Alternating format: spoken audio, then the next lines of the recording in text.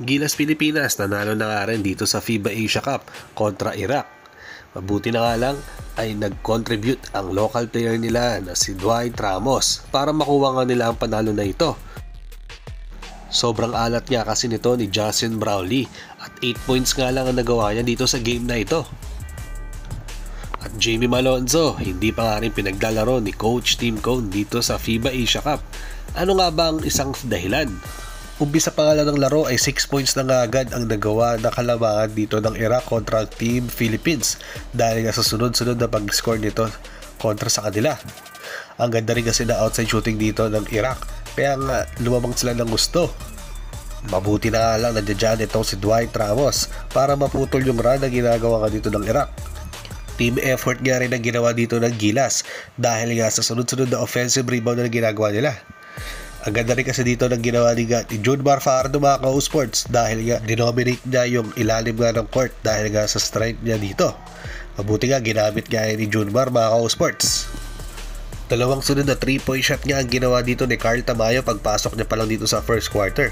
Kaya nga dyan nabuhay na naman yung mga tao dito sa venue. Yun nga kasi ang naging wake up call nila para mahabol nga nila yung kalamangan dito ng Iraq. Yung mga locals nga ng Gilas Pilipinas ang umi-score dito dahil sobrang alat nga ni Justin Brownlee sa first half pa lang. Hindi ko nga alam kung talagang pagod na ba talaga siya sa ilang games sa sunod-sunod nga nilang nilalaro or sadyang nache-check nga lang siya dito ng Iraq. Kunting na lang talaga mga ka-sports na gumagana nga yung mga locals dito ng Gilas Pilipinas. Sobrang baba nga ng scoring dito mga ka-sports dahil all 33 nga lang muna tapos nga no halftime. Tapos dito sa third quarter naman, almost 5 minutes na nga lang doon naka-score na ang both teams dito. At sunod-sunod na tres na naman nga ang ginawa dito ni Dwight Ramos dahil dalawang sunod nga yun ang ginawa niya. Open 3 nga kasi yan mga ka-sports. Sa third quarter na nga lang ulit naka-score itong si JB dahil nga sa ginawang pasa sa kanya sa isang fast break ni Scottie Thompson. Hiyawan na naman nga yung mga fans dito mga ka-sports at halos umabot na nga sa double digit ang kalamangan dito ng Gilas Pilipinas. Sa third quarter na kasi talaga nakuha nga ng Gilas Pilipinas yung rating nila dahil sa kahit anong pukol nila ay pumapasok na nga sa end nila. Ayan nga yung inaantay dito ni Coach Tim na pumutok na ng gusto yung mga locals niya dahil ayan nga yung dinadaan nila talaga sa practice game nila. Kahit nga ito si Japet Aguilar na nakapag-contribute na rin dito sa pagpasok niya sa fourth quarter dahil nga sa isang rebound na ginawa niya. So ayun, halos lahat nga pinasok na dito mga ka-sports at nagko-contribute na nga. Maliban na nga lang dito kay Jamie Malonzo na up to now ay hindi pa nga rin pinapasok. Sinisigaw na ng mga fans dito sa venue yung pangalan niya para ipasok man lang daw dito ni Coach Tim. Kaso sadyang hindi pa nga rin siya pinapasok nga dito ni Coach Tim.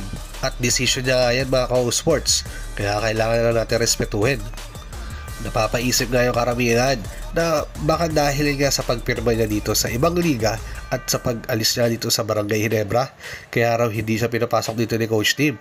At andyan pa naman daw si Boss Al na sinasabi nga ng karamihan na baka masama nga raw yung loob nga dito ng SMC Management dahil binigla nga sila sa desisyon na ginawa nga ni Malonzo. Kaya maaaring baka hanggang sa mga susunod na laruan nila ay hindi nga talaga tuloy ipasok itong si JB. Siguro dahil nga may samaan ng loob yung dalawang panig na yan. Ganun pa man mga ka-sports, magandang panalo nga dito ng Gilas Pilipinas dahil nga sa panalong yun ay makakapasok na nga sila sa qualifying stage at malaki nga yung chance nila na makapasok pa rin nga sa next stage dahil nga sa panalo nila na ito. Although may hirapan nga sila dahil nga sa top team nga sa kabilang bracket yung mga kalaban nila. So abang-abang na lang tayo kung sino talaga yung magiging final na kalaban nila. Good luck Gilas Pilipinas!